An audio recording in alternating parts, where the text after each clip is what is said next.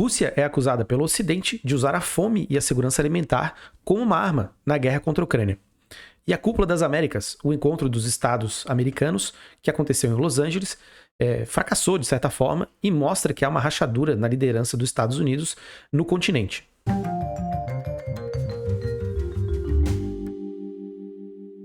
Olá, meu nome é Bruno Hemming, eu sou economista e eu sou internacionalista. A Cúpula das Américas, que é o encontro que reúne os estados das Américas, do continente americano, começa com rachaduras e problemas que são expostos pela falta de capacidade dos Estados Unidos de promover um encontro harmonioso e que mostre que ele ainda é a liderança de fato do continente americano. Os Estados Unidos vetou a ida de Venezuela, de Cuba e de Nicarágua por não serem países signatários da Carta Democrática Interamericana. Mas México, Argentina, Chile, Honduras, Guatemala e os países do bloco caribenho se colocaram contra essa visão dos Estados Unidos, essa intenção de bloquear Venezuela, Cuba e Nicarágua, porque acharam que isso não fazia parte do espírito do encontro. E, de certa forma, boicotaram. A Argentina e o Chile foram, o Uruguai não foi, mas porque o presidente estava com Covid. Porém, a rebeldia dos países integrantes da reunião, que foram chamados à reunião, mostra que uma liderança de outrora dos Estados Unidos não se apresenta da mesma forma agora, como em alguma vez já se apresentou. Os Estados Unidos, ele de fato não oferece as condições que os países americanos desejam para os seus desenvolvimentos econômicos. Muito do que os Estados Unidos faz de intervenção é via as instituições derivadas da ONU, como o Fundo Monetário Internacional, o Banco Mundial. E essas intervenções no continente são sempre carregadas de um histórico de empréstimos condicionados a ajustes estruturais bastante pesados. Só que isso foi crescendo num ambiente em que não havia uma concorrência, se a gente pode chamar assim, como há hoje. Hoje há a China. Há outros países como Rússia, Índia, países que fazem parte mais da economia euroasiática, mas que eles investem no mundo inteiro e fazem uma intervenção que não é como a intervenção dos Estados Unidos, que é cheio de amarras e cheio de condições que deixam os países cada vez mais atravancados e cada vez mais presos na própria liderança dos Estados Unidos. Empréstimos e algo como aconteceu na Europa, como um plano Marshall de investimentos de longo prazo, altas quantias, aqui para a América do Sul, para a América Central, foi uma realidade que nunca aconteceu. Há na história das relações internacionais desses países momentos em que os Estados Unidos teve e deu maiores concessões, como na Segunda Guerra Mundial, em relação a algumas tecnologias envolvendo a indústria de transformação, ou mesmo nos anos 50, com parcerias para a implementação de infraestrutura, como estradas aqui no Brasil. Mas essa não é a realidade, pelo menos desde o final dos anos 80 até hoje. E isso para todos os países. Os países acabam que não veem mais os Estados Unidos como uma liderança agregadora e que coordene o continente. E dessa forma, e juntando a essa posição do presidente Joe Biden de vetar os países, fez com que demonstrasse que a liderança dos Estados Unidos, de fato, ela parece que para o continente está bastante estremecida. Isso nem em 2008 aconteceu, não dessa forma, agora está acontecendo. Depois da Covid, depois da guerra da Rússia contra a Ucrânia, das sanções econômicas, isso tudo cria um clima de instabilidade na região, muito mais em função dos Estados Unidos estar presente do que, de fato, pela região estar vivendo um problema muito sério, como vive o leste europeu e a região que está sofrendo com os impactos da guerra, até a própria Europa mesmo, com a inflação, está sofrendo os impactos da guerra da Rússia contra a Ucrânia. Além desse ponto que eu coloquei sobre a falta de investimentos, de olhar dos Estados Unidos para o continente sul-americano, para a América Central, é bastante importante pensar que os Estados Unidos está num problema muito sério doméstico. A Cúpula das Américas é uma oportunidade do presidente Joe Biden mostrar para dentro do país que ele ainda é uma liderança política importante, que os Estados Unidos é uma liderança regional importante, e isso não aconteceu. Ao contrário, os Estados Unidos saem enfraquecidos dessa reunião, e se ele não oferecer nenhuma alternativa, parece que não tem muito mais o que fazer, se não perder espaço para a China, talvez, e vem há muitos anos já investindo nas Américas e sem aquele plano de investimento que os Estados Unidos sempre preservou, que era baseado nos ajustes estruturais, como eu falei aqui. Isso se reflete também nos temas tratados na reunião, que são relacionados a meio ambiente, desenvolvimento sustentável, mudanças climáticas, possíveis acordos econômicos de livre comércio para a região, mas nada que de fato prenda a atenção dos países que fazem parte do continente. Obviamente, todos os países têm uma pauta exportadora para os Estados Unidos muito importante, mas é de se pensar que esses países eles não vão, se tiverem a oportunidade, ficar fielmente ligados por uma questão de princípios, por exemplo, uma questão democrática aos Estados Unidos. O que faz eles presos aos Estados Unidos é a sua capacidade, o seu poder, né, militar e bélico, inovador, financeiro, mas isso só não é capaz de fazer com que haja uma aliança reforçada de longo prazo se os Estados Unidos não der nada em troca, coisa que ele não tem feito há muito tempo e que ao longo da sua história, enquanto liderança regional, pouco fez. E a questão da segurança alimentar também é outro ponto bastante importante. A Rússia está sendo acusada pelo Ocidente de promover escassez alimentar, mexer com a segurança alimentar de diversos países como uma arma, como uma forma de barganhar com o Ocidente e de penalizar a Ucrânia. É uma arma de guerra. Isso é uma questão bastante sensível, porque envolve um tema que ele não se restringe ao momento que a gente vive hoje e envolve a fome, que é uma questão que é posta para debaixo dos panos na mídia tradicional e que a gente acaba encontrando muito estudo sério em instituições, na academia, mas que na mídia aparece eventualmente. Obviamente que é um tema que mobiliza e sensibiliza muitas pessoas, mas ele acaba que é normalizado. E agora, com o evento da guerra, ele voltou à tona. E por alguns motivos. A Ucrânia e a Rússia, juntas, fazem parte de uma fatia bastante significativa da exportação de grãos do mundo. Elas juntas têm 1/3 da exportação para o mundo de milho. Elas juntas têm 1/3 da exportação de trigo para o mundo. Mas também a Ucrânia, no caso da Ucrânia, exporta óleo de girassol, exporta milho, entre outros grãos. Então são potências alimentares muito relevantes. A Rússia, ela tem um projeto de independência alimentar já há alguns anos. Ela quis sempre se tornar uma potência alimentar. E agora que estoura a guerra, ela de certa forma ficou blindada por já ter feito toda uma inovação e uma mudança tecnológica na sua produção de alimentos e exportando alimentos, o excedente de alimentos, exportando a cota de alimentos que lhe é estrategicamente concebida, como uma forma de ter também ganhos internacionais com isso, ganhos de balança de pagamento, ganhos de exportação. Só que agora ela é acusada de promover uma escassez. Obviamente, por já ter uma expertise na área de grãos, ela é acusada de promover essa escassez, primeiro, bloqueando o Mar de Azov e o Mar Negro, e tendo ocupado a cidade de Mariupol e região. Isso é muito mais relevante na medida em que lá é uma região portuária muito central para a Ucrânia, e de lá saem muito essa produção de grãos do mundo. Mas, de fato, a gente pode afirmar que a Rússia é culpada pelo aumento da fome no mundo? O aumento da fome do mundo já vem de antes, é já um problema recorrente.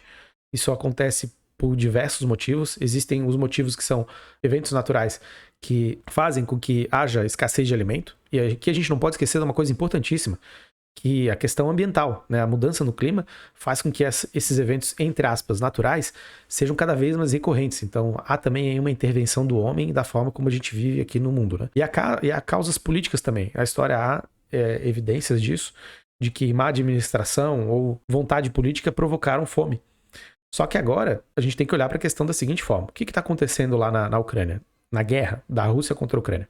A Rússia tomou a parte do sudeste da Ucrânia, e aí é toda a região portuária, com o objetivo de fato, ficar com a dominância do Mar Negro naquela região. Como a gente pode perceber, é uma região bastante tomada ali pelo território da Ucrânia, uma parte considerável, e aquilo ali é uma saída de produção de mercadorias muito relevante. É estratégico na guerra tomar essa parte desse território que é tão estratégica para o país que ela está atacando, que a Rússia está atacando, né? Porém, a contra-estratégia da Ucrânia foi implantar minas submarinas, minas que, quando passam embarcações, elas explodem e danificam essas embarcações de maneira bastante séria.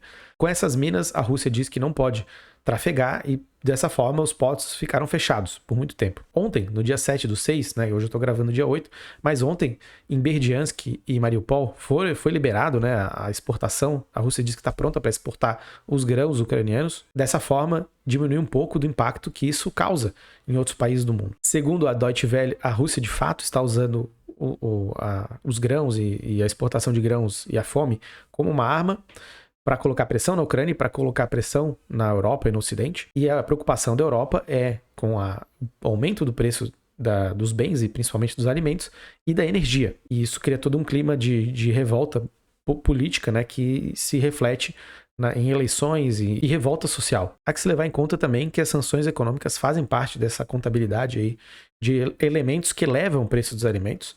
A Covid por fazer uma disrupção nas cadeias e as sanções por tornar o cenário macroeconômico para um produtor de alimentos como a Rússia bastante incerto. Porém, analisando a questão de maneira mais atenta, é difícil de afirmar que a Rússia de fato está usando a escassez de grãos como uma forma de pressionar outros países. O que acontece é que ela está em guerra, e em guerra, as questões logísticas de exportação e econômicas são bastante complexas. As sanções econômicas também põem uma complexidade maior pelo sistema de você ter uma produção que precisa vender e precisar receber ela. E como se sabe, o mercado de venda de grãos ele é praticamente dolarizado, mesmo que haja uma boa flexibilidade para se fazer na moeda da Rússia. Para a Rússia receber em dólar e para as empresas da Rússia receber em dólar, isso é cada vez mais complicado, então logicamente isso vai ter um impacto. Mas isso não explica tudo. Temos que levar em consideração que, pelo fato mesmo, né, como eu falei, de ser uma guerra, isso pode sim ser usado como uma estratégia, mas o que acontece é que existe a questão das minas submarinas, existe a questão da ocupação na Ucrânia, que impõe desafios logísticos de toda a magnitude, e a Rússia o que ela tem que fazer, né, de fato, é se colocar à disposição para encontrar as alternativas necessárias para os grãos escoarem, porque países do continente africano sofrem muito com isso. Agora a segurança alimentar aumentou muito e o impacto da Covid é muito grande.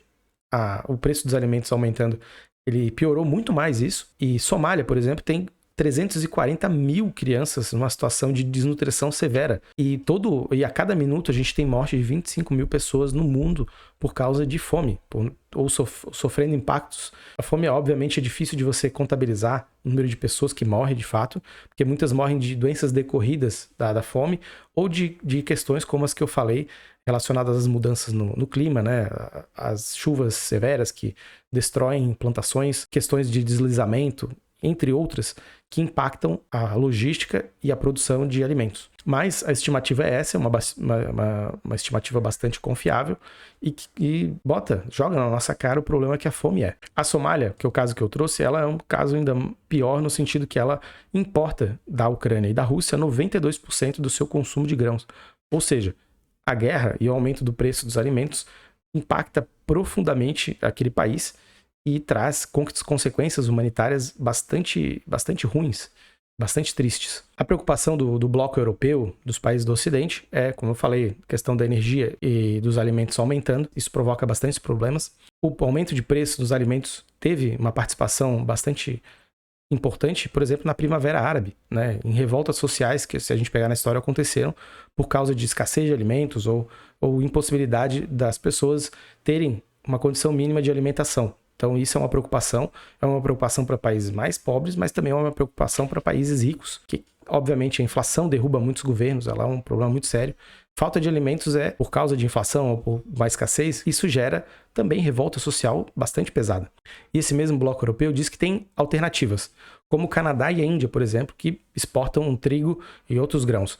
O Canadá é uma questão bastante específica, ele já tem uma ligação comercial com os países do bloco ocidental, mas a Índia ela já tem restrições em relação à exportação de alimentos, porque ela está passando por uma onda de calor bastante intensa e ela está sofrendo com o aumento dos preços dos grãos e a exportação, né, que muitas vezes aumenta, e ela colocou um bloqueio para isso, com medo de faltar alimento para os seus cidadãos. Isso é uma forma de manejar a segurança alimentar, proteger os interesses nacionais indianos.